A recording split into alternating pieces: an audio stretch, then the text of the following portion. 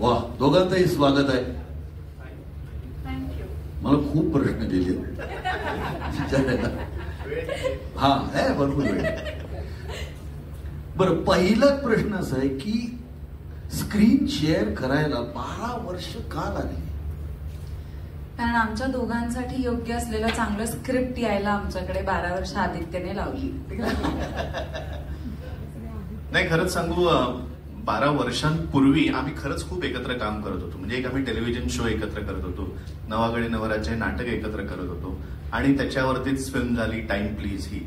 So तेव्हा आम्ही खरं तर सुरुवातीला आम्ही ठरवलं होतं की आता नको एकत्र काम करूया, नाहीतर असाच शिक्का बसेल की प्रियाला कास्ट केलं की उमेशला घ्यावंच लागतं, नाहीतर उमेशला कास्ट केलं की प्रियाला घ्यावंच लागतं. हे काय आपण लोकांवरती असं हे करू नये, म्हणून आम्ही ठरवून घेतलं की आता जरा आपण इंडिव्हिज्युअली काम करूया. सो आम्ही त्याच्यानंतर इंडिव्हिज्युअली काम करायला लागलो आणि नंतर 3-4 वर्षांनी वाटलं की आता चला आता एकत्र काम करूया. झाली 3-4 वर्ष, लोक म्हणतायत एकत्र काम दिसत नाहीये तुम्ही, पण त्यानंतर काय मनासारखं काही मिळत नव्हतं, छान काही येत नव्हतं, किंवा आमच्या योग्य लोकांनी बहुतेक आम्हाला विसरले होते. आता त्यांनी ठरवलं एकत्र काम करतच नाही म्हणून येत नव्हतं. पण आता सुदैवाने ही एक चांगली स्क्रिप्ट आली, त्यामुळे आम्ही 12 वर्षानंतर एकत्र काम. बरं, ही मध्यंतरी आईकडे नव्हती, मावशीकडे होती. माय मराठीत नसून हिंदीत जास्त काम करत होती. पण त्याचा काय संबंध मराठी चित्रपट न करणे? अरे, चित्रपट निर्माते लगेच आता ही हिंदीचं बजेट सांगेल की काय अशी भीती वाटायला लागते. नितीन, तुम्हाला असं म्हणावंच वाटतं की मी हिंदीचं बजेट सांगते? अशी भीती निर्मात्यांना वाटणं स्वाभाविक आहे. बरं, तुमच्या रादर तिला असं वाटलं असेल की हिंदीत काम केल्यामुळे मराठीत वट वाढेल, मग जास्त विचारतील. बरं, मी खरंच असं काहीच झालं नाही. आम्ही दोघी हा शेवटचा चित्रपट मराठीत केला, त्यानंतर हिंदीत काम करत होते आणि ही वस्तुस्थिती आहे, जे मी आधीही अनेक इंटरव्ह्यूज मध्ये बोलले, की मला त्यानंतर कोणीही मराठी चित्रपट नाही विचारला.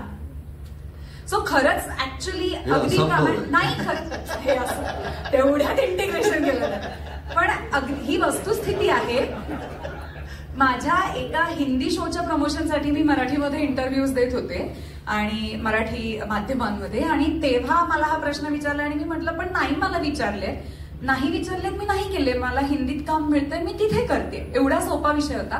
पण आदित्य एक खरंच खूप उत्तम संहिता घेऊन आला आणि ती वाचल्या क्षणी आमचं ठरलं होतं की हा चित्रपट आपण करायचा आणि हा चित्रपट आपण दोघांनीही करायचा. सो त्याच्यासाठी एवढा वेळ आपण सगळे भाग्यवान आहोत. लाभले आम्हाला भाग्य की तुम्ही सगळ्याचं इंटिग्रेशन सगळ्याच होणार आहे. जर तू हे इंटिग्रेशन केलं नाहीस तर वा वा वा.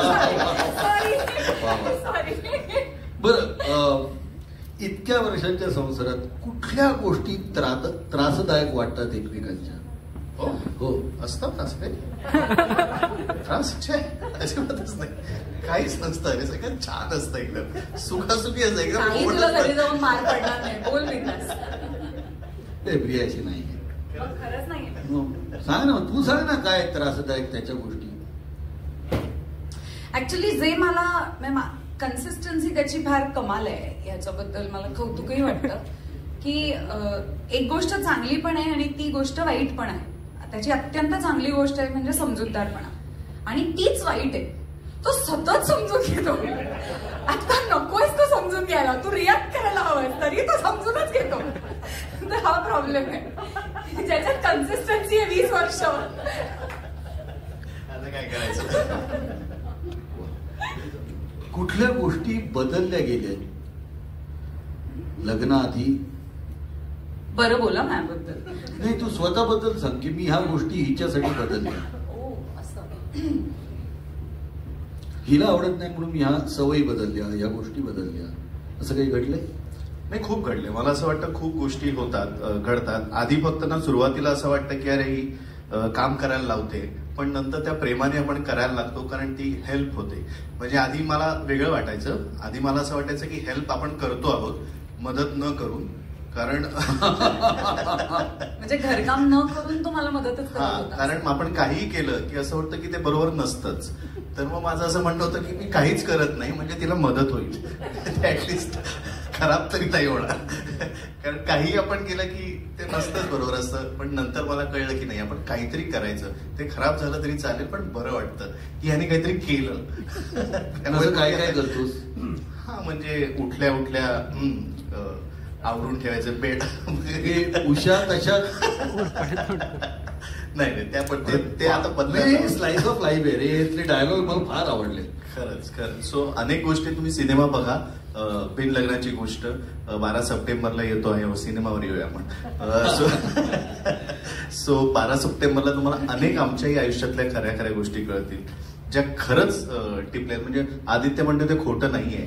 आम्ही अनेकदा म्हणजे मला काय ना, घरी आदित्य नसतो ना, तर एखादी गोष्ट घडल्यानंतर कोणाकडे आपण बाबा रिॲक्ट करायचं, तर सिनेमाच्या शूटिंगच्या तो होता. काही जरा प्रियाने आम्ही फक्त एकमेकांनी मिळून हसायचो की अरे तुला कळलं मला कळलं, ओके होय, किती गोड किती छान. प्रिया बदनामी करतात. नाही तू सांग, तू कुठल्या गोष्टी बदलल्यास स्वतःहून त्याला आवडत नाहीत म्हणून, किंवा त्याला आवडतील म्हणून काही गोष्टी स्वतः आणल्या असं? हो, मग त्याला आवडतं म्हणून आणि त्याने कमी बाहेरचं खावं म्हणून मी नॉनव्हेज करायला लागले. नाही तर मी नॉनव्हेजला हात पण नाही लावायचंय.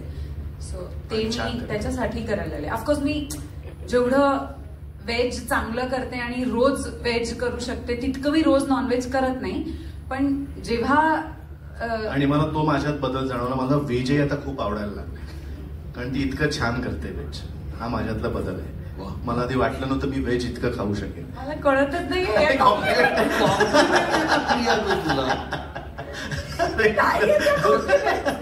मला असं वाटतं मीडियासाठी हेच आता डॉक्टर ओक आणि निवेदिताई बोलत होते तेव्हा जे घडत होतं आता जे घडतंय तोच सिनेमा आहे हे लक्षात घ्या. ह्याच्यासारखे एंटरटेनिंग काहीच नसू शकतं. So real.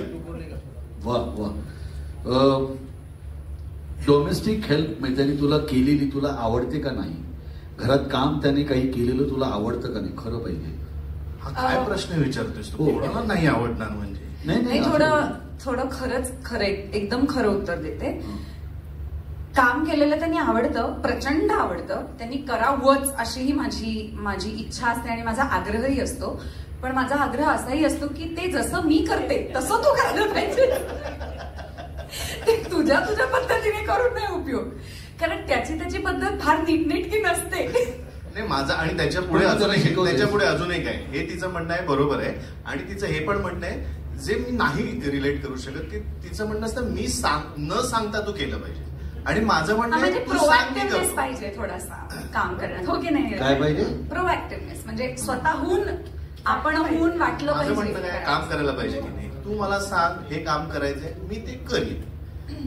तिचं म्हणणं आहे मी सांगून करणार काय महत्व आहे. आता ती म्हणते चांगलं करतोयस, पण तिचं म्हणणं हे जर मी न सांगता तू केलं असतंस तर मला जास्त आनंद नाही. तरी काही आनंद तिला मिळवून देऊ शकीन असं मला वाटत नाही याच्या. न सांगता मला हवं तसं, न सांगता आणि मला हवं तसं, तुला हवं तसं नाही, न सांगता मला हवं तसं केलं. म्हणजे माझं असं होतं की आता ती आधी ओरडायची मला, अरे तू काय किचन मध्ये जर काही ओट्यावर सांडलं असेल मी काही घेताना वगैरे, तर ती आधी हे काय तुला साधं पुसून पण ठेवता येत नाही नंतर. तर मी पुसून ठेवायला लागलो. आणि मी जसा तो फडका ठेवून जर वळलो तर दुसरीकडनं ती येते आणि परत तेच पुसते. तर कारण मी ते आपण सांगितलं तर जेवणानंतर भांडी उचलून तुम्ही सिंक मध्ये स्वतः ठेवा. खूप पर्सनल होत आता आपला सिनेमा इतका पर्सनल नाहीये. आम्ही बघितलंय तू घरात काम करताना बघितलं, सिनेमामध्ये सुद्धा घरात पण करतेच मी. तर एखाद्या असं आम्ही आदित्यकडे बघायचो. काहीतरी महत्वाचं बोलते. आपलं जेवण झालं की निदान बाकीची भांडी वगैरे सगळं सोडून द्या, निदान आपलं ताट उचलून आपण सिंक मध्ये ठेवावं. ओके.